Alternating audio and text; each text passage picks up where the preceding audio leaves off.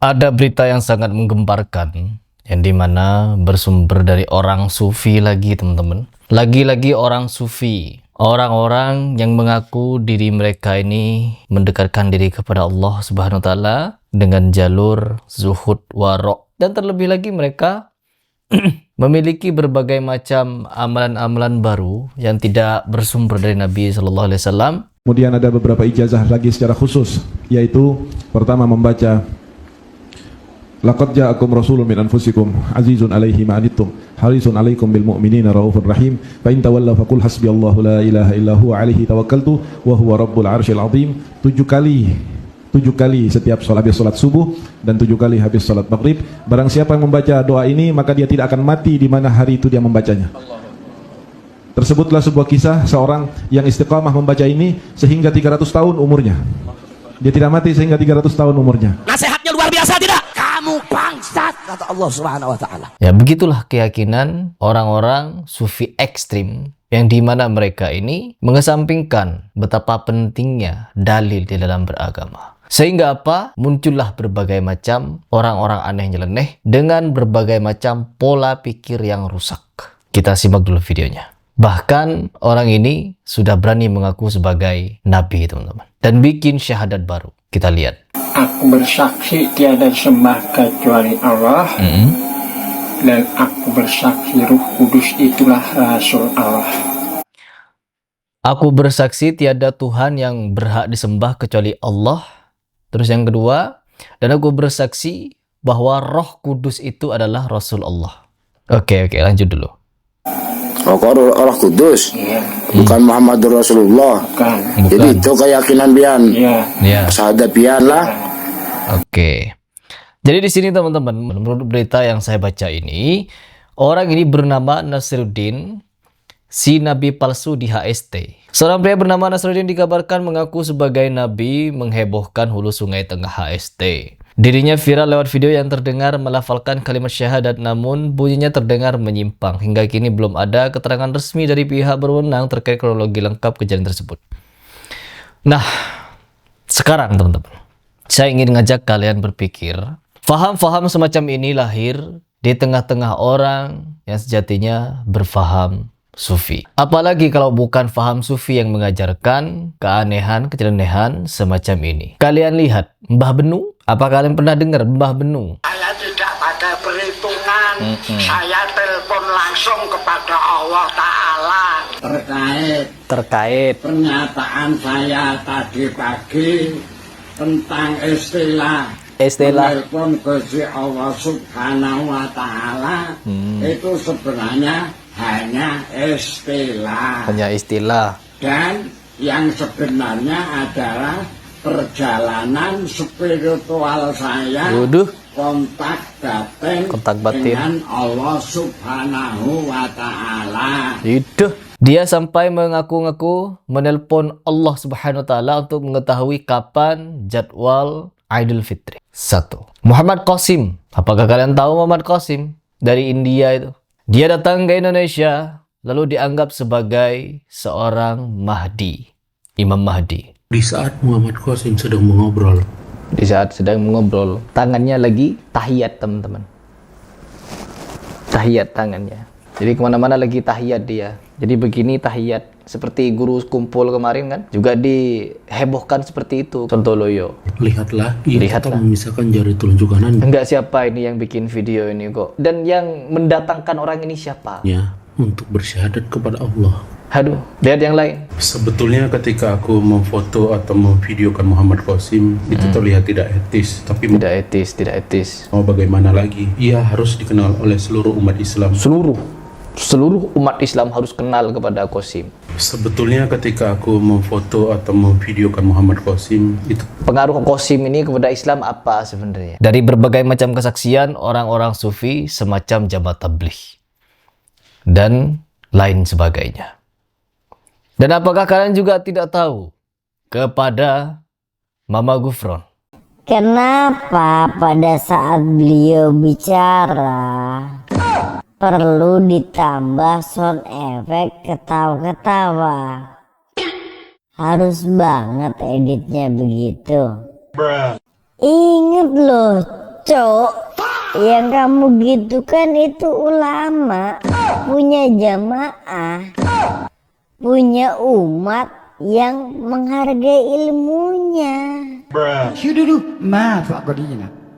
Tahu Mama Gufron siapa? Orang yang mengaku-ngaku sebagai wali. Dan bahkan dia memiliki berbagai macam bahasa yang diakui sebagai bahasa Suryani. Dan dipercaya, lagi-lagi yang percaya siapa? Sufi, orang-orang Sufi. Baik dari Sufi awam ataupun Sufi kelas kakap seperti Ar-Razi Hashim. Perhatikan teman-teman, orang-orang aneh nyeleneh, orang gila, orang sontoloyo di Indonesia ini mengaku sebagai utusan Allah, agen dari Allah, wali Allah, dan lain sebagainya itu. Untuk apa tujuan mereka? Untuk membodohi umat.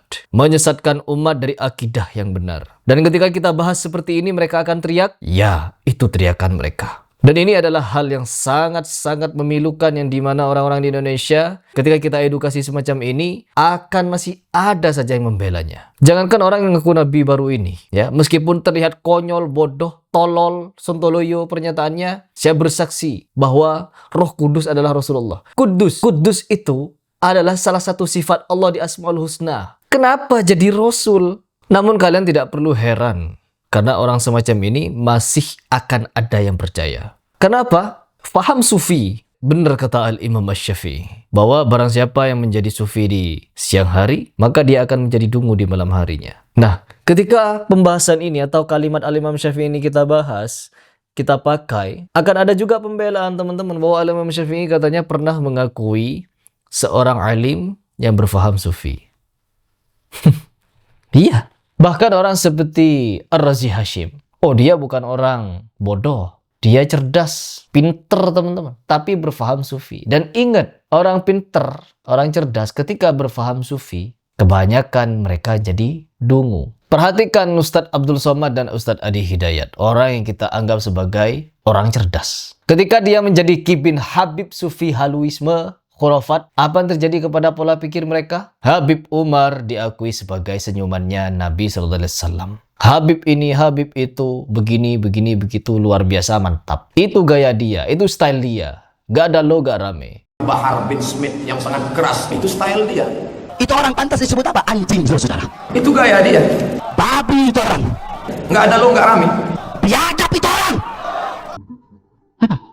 Itu katanya, kata Ustadz Abdul Somad. Pernyataan ini jelas untuk membodohi umat, membuat umat semakin percaya kepada Habib-Habib semacam Bahar Smith yang selalu dia sanjung-sanjung. Don katanya. Ketawa cengengesan bersama Bahar Smith. Merangkul-rangkul Rizik Syihab yang menganggap Bahar Smith sebagai ulama dan orang berilmu bisa memberikan nasihat agama. Simak, perhatikan baik-baik teman-teman. Mereka ini berfaham Sufi. Dan pasti orang ketika berfaham Sufi, aneh, nyeleneh pola pikirnya. Dan tidak sedikit yang menjadi penipu. Makanya selalu saya bahas. Ketika ada kasus-kasus asusila di pondok pesantren, marak sekali teman-teman. Selalu saya pesankan kepada para orang tua ataupun teman-teman saya yang punya anak, kerabat, atau siapapun yang ingin memondok pesantrenkan anaknya, hindari 3 hal yang ada di pondok pesantren. 1.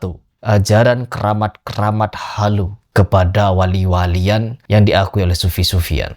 2.